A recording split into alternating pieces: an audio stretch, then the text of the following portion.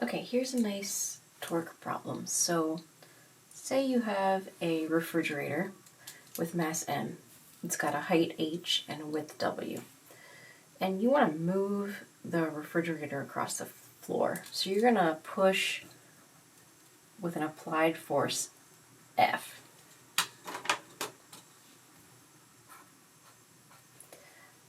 And the floor has friction, so you're trying to get it started. There's a force of static friction on the floor. We want to figure out how high up can we apply this force and not have the refrigerator just tip over. So we want to find the height, let's call it x, where we can apply our constant force F and not have the refrigerator tip. Okay, so let's start by drawing a free body diagram. So I'm going to redraw the fridge. And now I'm going to draw all the forces that act on it. So it's got two little feet, so there's going to be two little normal forces, and left and right. And it has a mass m, so that means that the force of gravity is acting at the center of the refrigerator. If we're pushing on it, that means that at this point there's a static friction force pushing back, and we're applying a force F up here at a height x.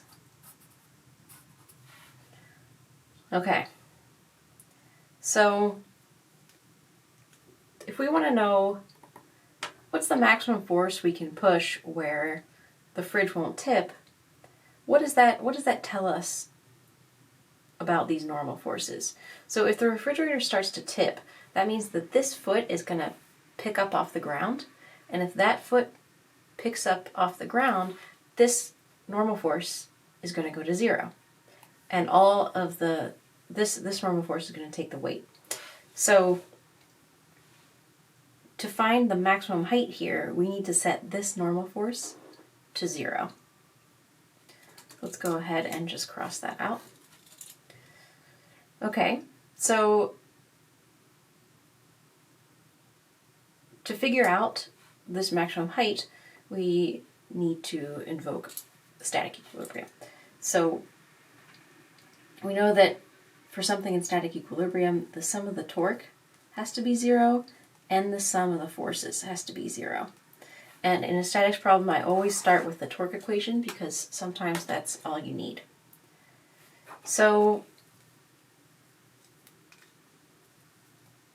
to use this, the first thing we need to do is pick a pivot.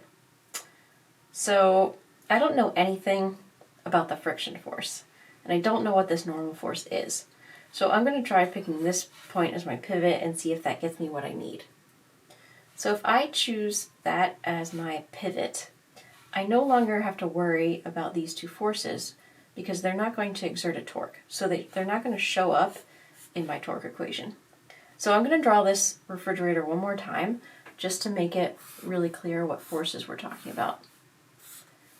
So this is our pivot, and we're going to have a gravitational force acting at the center, and we're going to have an applied force acting at this point, and that's it.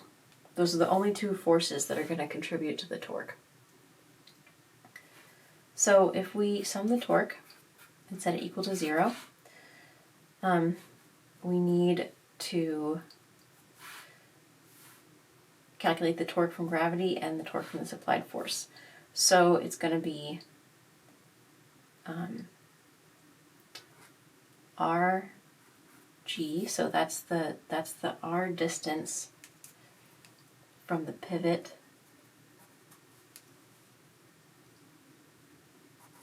to the force of gravity, and we're going to multiply that by Fg. And is this going to exert a positive torque or a negative torque? Well, the gravity is exerting a torque around the pivot that points in this direction, so we usually call that a positive torque. So I'm just going to put the sign in there right now. And then we need to figure out what that angle is, or what one of these perpendicular components is. So RF sine theta for this one, and then we need to add the torque for this one. So this one should turn out to be negative because it's going to tend to rotate the refrigerator clockwise. So that's going to be a negative r to that f vector times f times sine theta equals 0.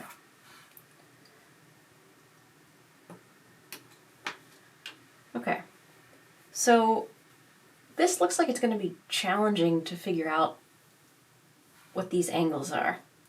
So I like to, instead of doing that, think about whether it might be easier to use one of these.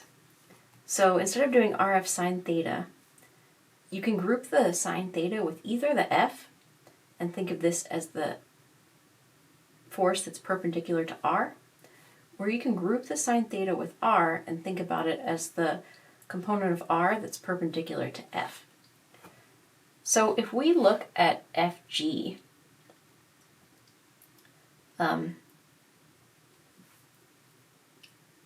let's think about R and its components relative to FG. So FG goes straight down. So what's the component of R that's perpendicular to FG? Well, the vector's pointing this way, and if we draw a perpendicular line, it's going to look like this. So we really just want this distance, which is half the refrigerator.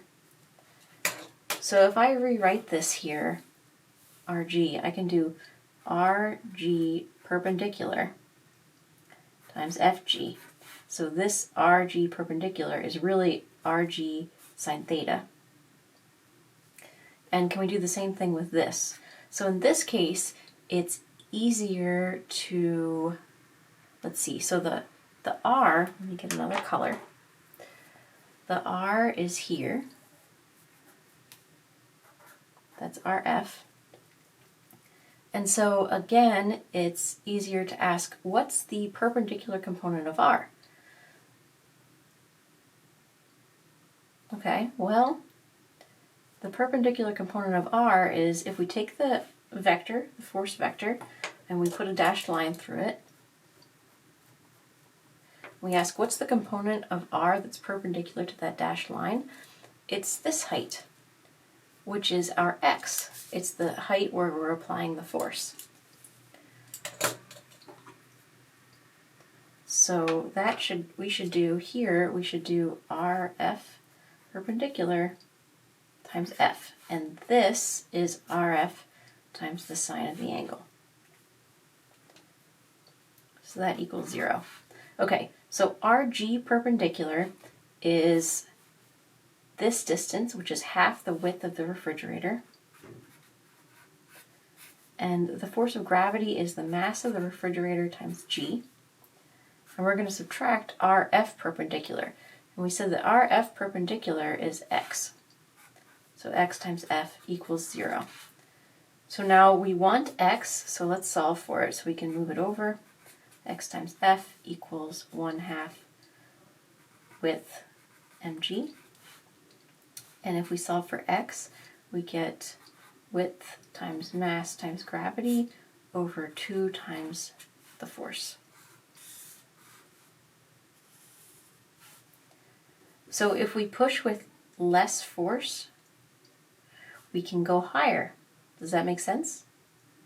If we push with more force, our maximum height gets lower. Does that make sense? Does it make sense that if the width of the refrigerator gets really small, so if we had a skinny little refrigerator like this,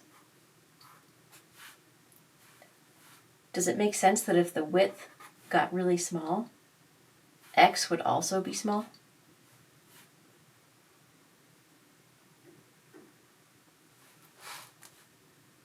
I'll let you think about that.